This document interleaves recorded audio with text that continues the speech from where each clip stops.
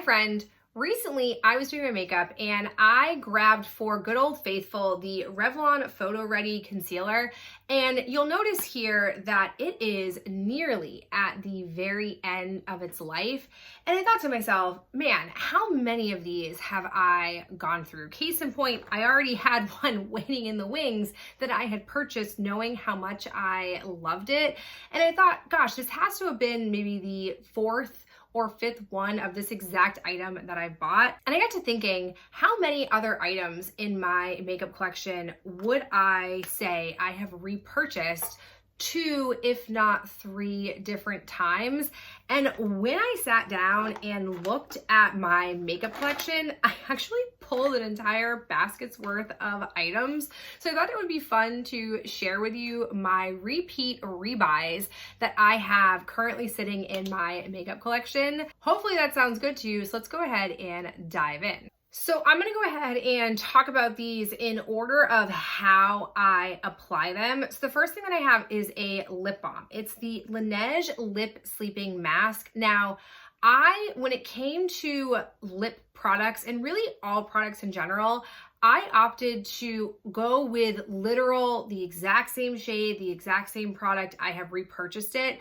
If I expanded beyond that in just the same item or type of item or shade range, I probably would have even more items. So if that sounds interesting to you, if you'd like to have me expand this and talk about products that I've just bought in multiple colorways or different formulations that are all from the same line, let me know down below and I will definitely get that going, because this is one of those examples. This exact item, which is the pink lemonade flavor scent, whatever you categorize lip balm things to be, this is not a exact one that I've repurchased, but the just plain pink Laneige lip sleeping mask, that one I have gone through at least 5 or 6 sample sizes, 2 full-size ones. I don't currently have that sitting in my makeup collection, but when I saw this, I was reminded of that and I was like, oh, I definitely have to mention it. It is my favorite particular overnight lip sleeping mask.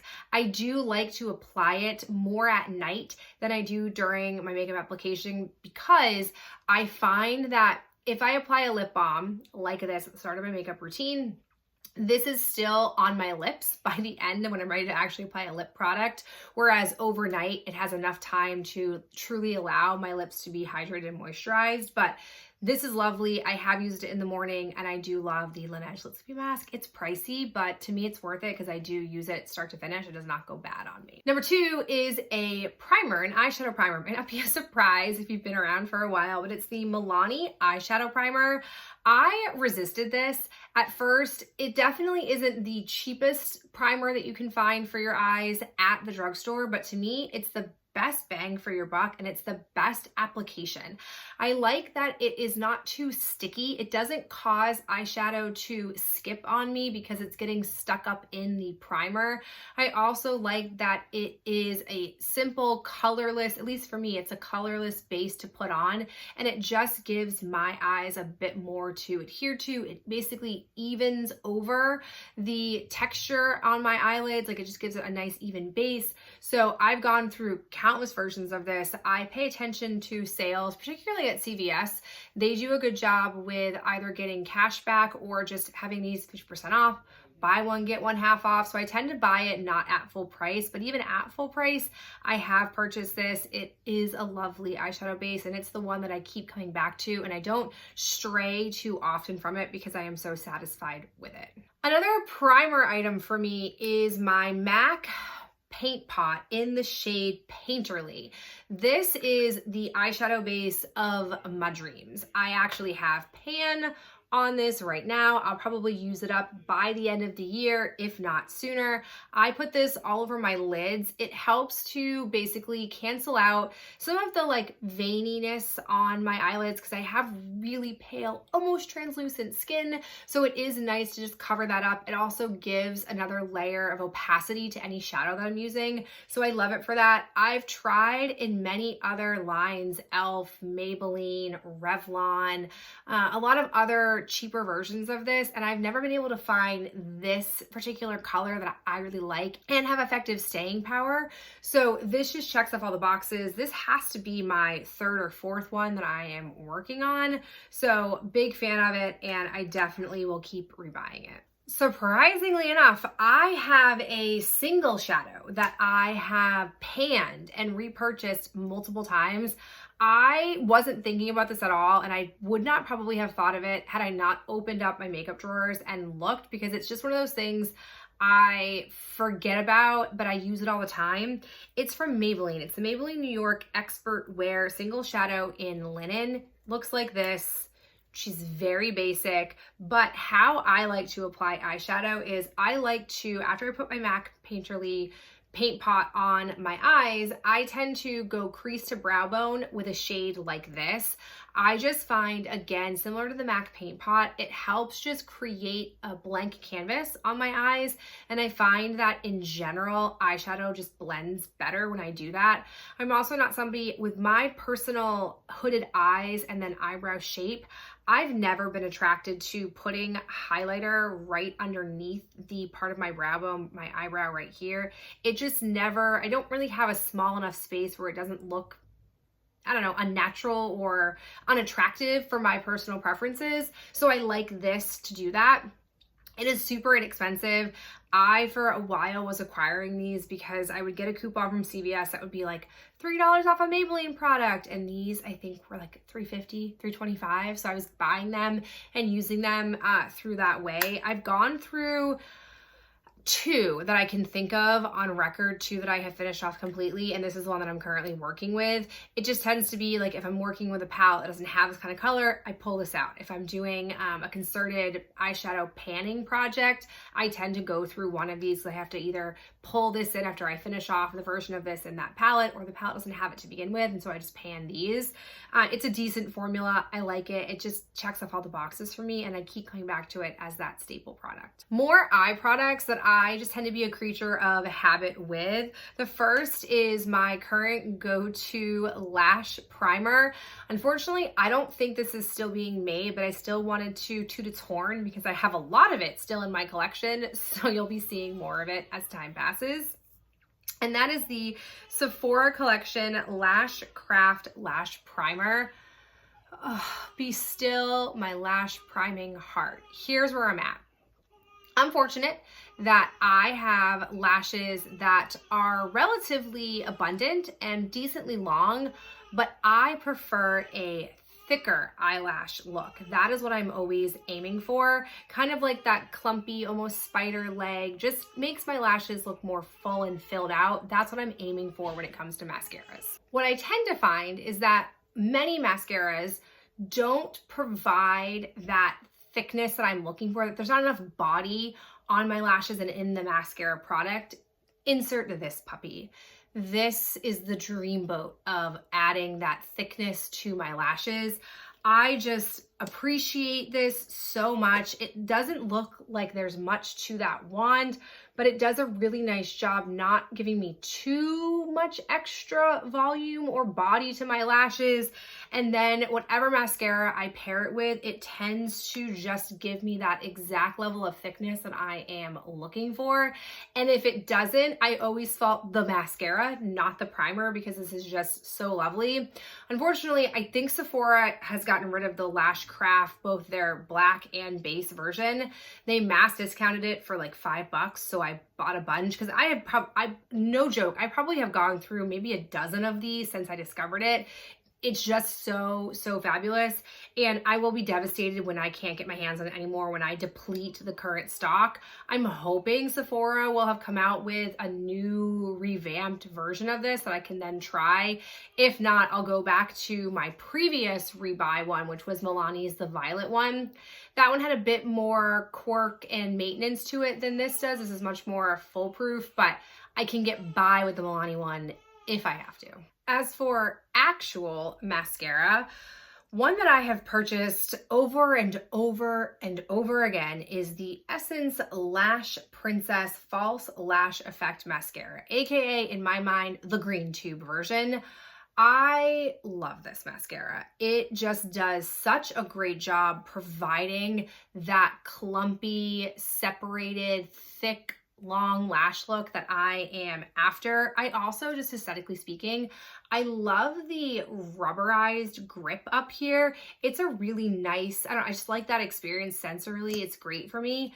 The mascara, I feel like the wand doesn't look like much, but oh, it is everything. It is so nice for combing through. I get that nice thickness. It does it for me. It does it for me over and over again. And it's so inexpensive. I do say, and I can say, I do love a good Tarte mascara too, but repeatedly, without question, I tend to always have this in my collection. It's always either waiting for me to be pulled in to use in my rotation, or it's in my rotation. I don't think there's ever been a time since I've discovered this that I didn't have one on hand ready to use if and when the time arose. Rounding off the eyes would be my current Repurchase eyeliner, which is the CoverGirl Exhibitionist Lash Enhancing Liquid Eyeliner. This was an accidental discovery. When the Haus Labs rebrand happened, they got rid of their punk eyeliner, which was so lovely.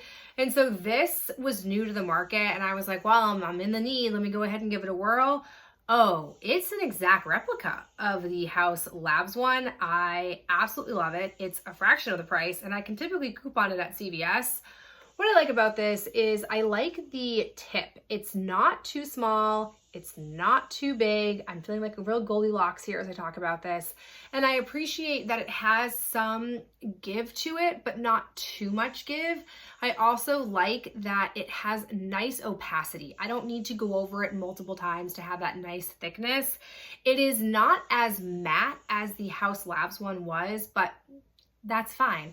I have repurchased this over and over again to the point where I don't even really feel as exploratory in the eyeliner field anymore. Like, this is kind of the one where I'm like, this is it, top of the mountain. I'm pretty satisfied with it. I think I will just keep buying it over and over again, and I don't really question it, which that's not true of a lot of the categories of makeup for me. I like to explore, I like to try different things, but this I'm just so satisfied with. I can't find myself feeling that there's something better out there, so I just keep going with it, and I love it for that purpose. I have a handful of complexion products that I repeatedly have repurchased.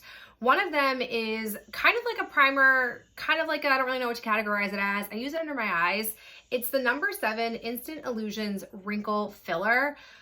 I don't exactly know how I came about this. I think it was when I was like in a big No. 7 phase of skincare. So how this works is it's basically supposed to help fill in lines and wrinkles on your face to create more smoothness. And for me, I have fine lines underneath my under eye area to the point where it would aggravate me to no end that I would apply concealer, and by like the hour, 2 hour mark, I would have like these divots under there. Like, it would look dried out, not great. I have learned some things, I've adjusted some makeup techniques, but I feel like by and large, this has made the most difference. I essentially take a pea-sized amount of this, spread it on my 2-pointer fingers, and then pat it in under here before putting in my concealer. And I just think that it has helped keep the concealer from totally diving into those wrinkles. I am a very expressive person. I smile, I laugh. I have a very animated face. So inevitably, I'm going to have some fine lines showing with my concealer no matter what I do. But this has made that area look less like crepey and weird looking, and it's less like your eye, in my opinion, is drawn to that area of my face, where days where I forget to put this on, I'm like, oh no, I look like I've been through a storm and it's only 2 hours into my day. So I keep rebuying this. I don't go through it very fast. I think I basically go through one of these every year, year and a half, but I always like to have it on hand. It's not the cheapest stuff, but it's worth it for me, and I like it for the way that I use it. I also have good old faithful here, and that's my LA Girl Pro Color Foundation Mixing Pigment This stuff I live and die by. This is in the shade White, as you can imagine. They have a whole collection of these. They expanded the range. At first, when I found this, only had the darkener and the lightener, and now they have like color correcting ones, I think, like a blue one, a green one. I don't know. I don't delve into that world, but this is awesome for me. I really do struggle to find a pale enough with my undertone type of foundation product.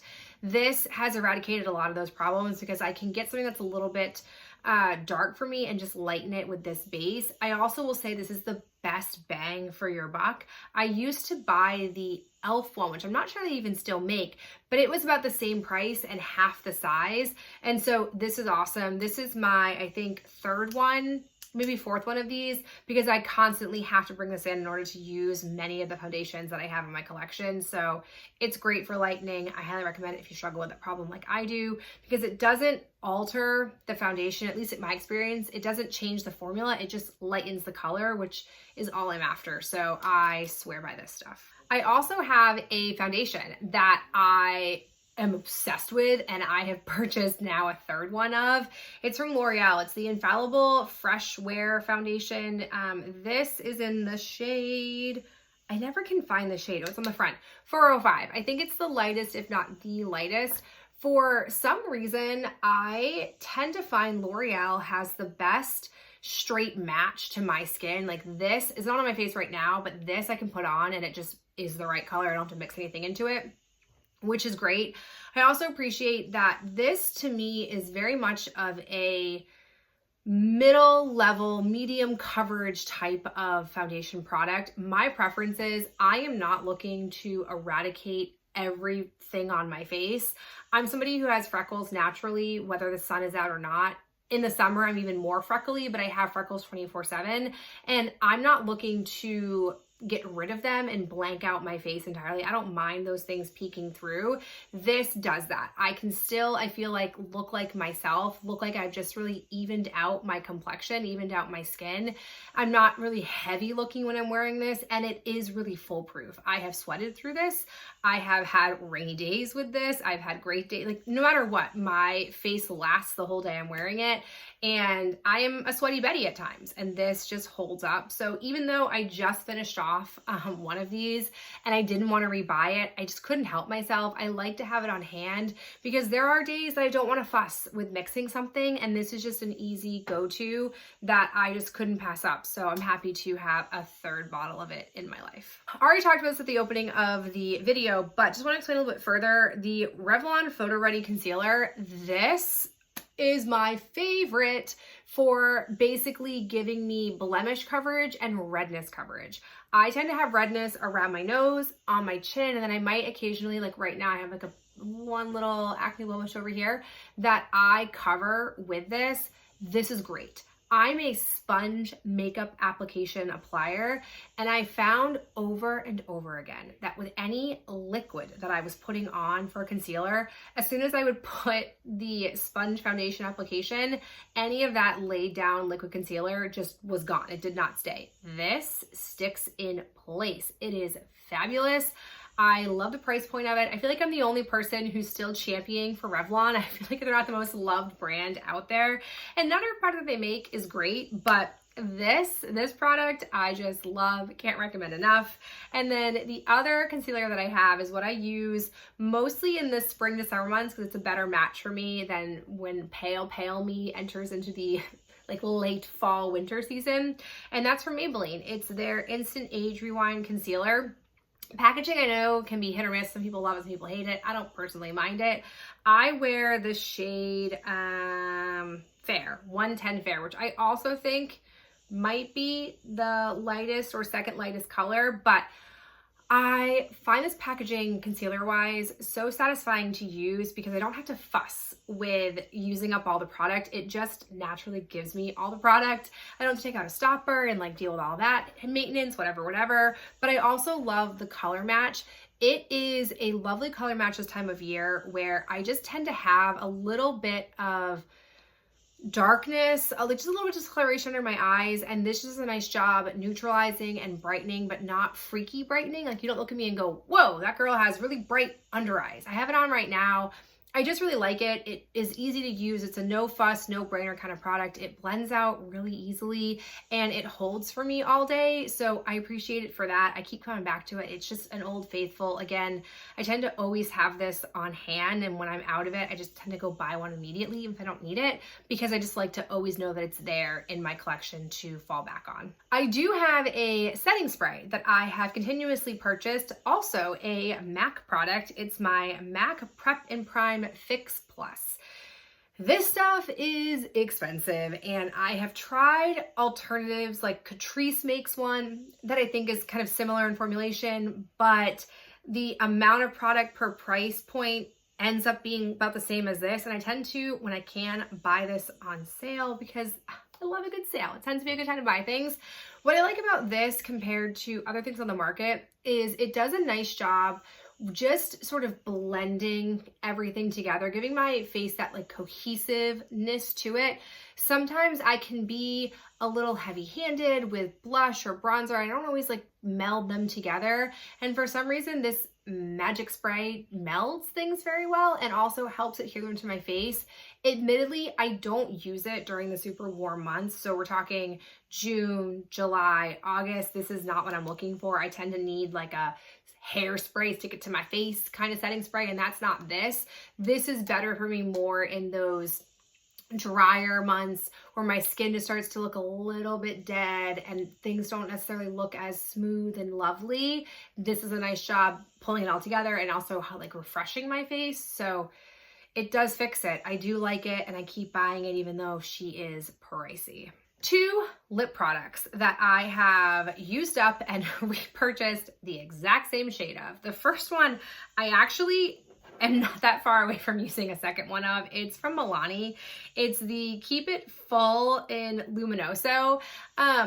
This looks beat up. She is my purse lip gloss, which maybe you know. If you know, you know. A purse lip gloss is the used and abused but beloved gloss of your life. This one, I really appreciate. It, in my mind, is a neutral gloss, even though I don't think that's actually true. Luminoso basically is like a peachy, pinky color with gold flecks in it. I just like it. I like the feel of it on my lips. It has a mint scent taste to it. It doesn't linger, which I do appreciate because I don't really love mint. It's not my favorite type of lip product scent flavor to have. I personally love a glossy, like a juicy glossy lip, and this does that. Like it just is magical. Is it the most long-lasting gloss? No, I don't care about that though. I just love it. I do believe what turned me on to this was I'm pretty sure it is a alleged dupe of a MAC glass lip product. I can't remember which one it is because once I discovered this, I stopped buying that one, but this is just awesome. I have a bunch of these. Like, this is another one of those ones where if I were to expand it to different colorways, I have this in a bunch of colorways. I just like this gloss quite a bit and I keep coming back to it. It tends to be, like I said, the purse gloss, which tells you how high it must rank. Other one that I have, this is not the right shade, but this is the right product. It is the Tarte Maracuja Juicy Lip. This one's raspberry, but the one that I have used up and repurchased is rose. Oh man, this product, I know everybody and their brother is out here doing their own version of this, and people will say all the time, you don't need to buy this version, and people are kind of like ragging on it lately. I don't know what's going on. This is lovely. The packaging, I don't love. I do prefer in their travel size versions or their mini versions, they actually do a twist up. I wish that they had just all of them twisting up like that versus the clicking, but similar to the Milani one, I love the glossy slippiness of this. I just like a juicy lip. I have this actual shade raspberry on my lips right now. I can't find the rose one. I'm very upset about it now that I know I can't find it. It definitely was a purse puppy. And now it's somewhere in a purse that I just can't locate or in a coat pocket, and I'm not wearing coats right now. So I will hunt it down, or I'll probably buy it again because I like it so much. But as you probably can tell, I have this in multiple colorways. I have it in multiple variations because they've really like done the Tarte thing and done every possible naming of products in this line they possibly can, but I'm kind of a sucker for it. I'm here for it. I will admit it has like a crayon type of scent to it, which some people will tell you means that it's gone bad, but these have always had that scent. They've not ever had a true like infused, intentional, like floral or candy or mint scent to them, but I don't care. The effects are what I am looking for, and I also like the opacity. Not all of them. The rose one is much less intense than the one that I currently have on my lips, but if you're somebody who's like, oh, a gloss like the Milani one doesn't have enough punch to it, this is the one you want because it does have punch to it. So I just keep coming back to them. Final category, I wasn't sure I wanted to include this, but I thought it was of note when I sat down to pull things that I actually have some tools that I repeatedly rebuy. I'm willing to bet some of them you're gonna be like, we know, Victoria, we see them all the time in your trash talks, been there, done that. I'm gonna mention those very briefly and then talk about the ones that maybe I haven't discussed as much with you. So the two that are easy go-to rebuys for me are the e.l.f. Solid Sponge Cleaner and the e.l.f. Daily Brush Cleaner. These are both maintenance products that I love the price point of. I use this every day to spritz my brushes, and then about once a week, if I'm being on top of my game, I will use this to clean my brushes. I have felt like these two things have kept bacteria at bay in my brushes, have kept my brushes in good condition. And I don't buy expensive brushes, but I still feel like they've lasted a lot longer because of these two products, so I keep rebuying them. In regards to sponges, there are two sponges that I tend to use off and on. I tend to have one or the other, but they're always on hand. The first one is from ColourPop. It is the silicone core sponge. I just very much appreciate the fact that with this sponge, it has the silicone core, so not everything gets sucked into it. And I do like the effect that it has on my skin. However, I also love the e.l.f. Total Face Sponge. This one is a little bit more porous. Texturally, this one's a little bit smoother, but I like the effect of them on my skin. This one does suck up a bit more product than the ColourPop one does, but it's okay. They're both excellent.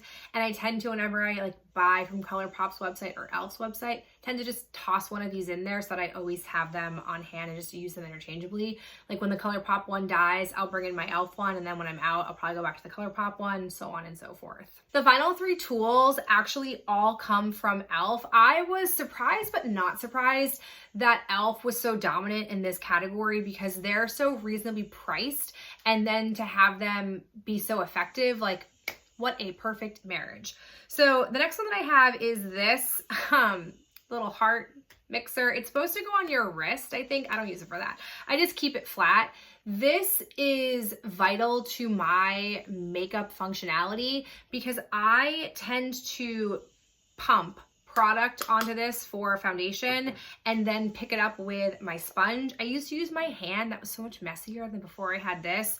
Or if I need to mix with my mixing medium, I tend to pump onto here and mix it. It's very easy. And then in this world of liquid this, liquid that, blush, bronzer, highlighter, again, it all goes on here and I'm able to pick up off of this and then wipe it clean. Love this. This is like the third one that I have purchased because the other ones that I had just gotten a bit like worn down and grubby, so I buy it. Like I think I buy a new one of these every year because I literally use it every single day. It's a simple, cheap product, but it is integral to my ability to do my makeup and have this easy go-to format for me to rely on. So I do love this product. And then I have two brushes that I love. Two of them are the exact same. They are the e.l.f. Small Stipple Brush. Devastating news. They have discontinued this brush and brought in another version of it that I bought and do not like as much of this. I think, at least locally to me, I've seen these still lingering like at Target and at CVS's. So I don't know if they just have them on the shelves and when they're gone, but I use the two of these nearly every single day. The first one that you can see here, it has this like brownish tint to it because I haven't done my deep cleaning yet. This is what I use for bronzer. I'm using the ColourPop Putty Bronzer right now. this is magical for that.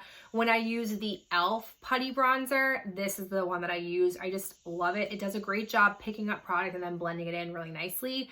And then this puppy, this sort of pinkyish one, is the blush one. Anytime I use a stick or a liquid, so a cream or a liquid blush, this is the thing I use. These are the best. I don't know why they would get rid of these. The density, the give to them, the way they can pick up product and not lift your foundation, like, oh my God, I will be so devastated when these die off, because I have had to replace e.l.f. brushes multiple times because the ferrule will just kind of give, the glue will give, and I'm without the brush, but it'll be a dark day when I'm out of these two. And then my other e.l.f. product that I actually just repurchased is my e.l.f. Flawless Concealer Brush. This for under eye, oh, it's perfect. I love that it is the perfect size for this area. It does a nice job like patting it in. It's not too dense, it's not too soft. Like, it just is magical. Like I said, the glue came apart. I tried gluing it back together. It did not work. I just bought another one because it's also not that expensive. Like, it just makes sense. So I had to have it in my life. So there you have it. Like I said, was surprised that there were this many items because I do love trying new products. I am a glutton for getting more things and trying them out and liking things and disliking things. But to know there are so many rebuys in my like repertoire was unexpected for me. Curious to know if you were surprised by how many items I tend to rebuy over and over again. If there are any staples that you have that you're really into over and over again, let me know down below, because I'm always curious what people are like standing by for and whether or not I might want to add those to my purchasing list. But as always, thank you for being here, and I'll talk to you in my next video real soon. Bye.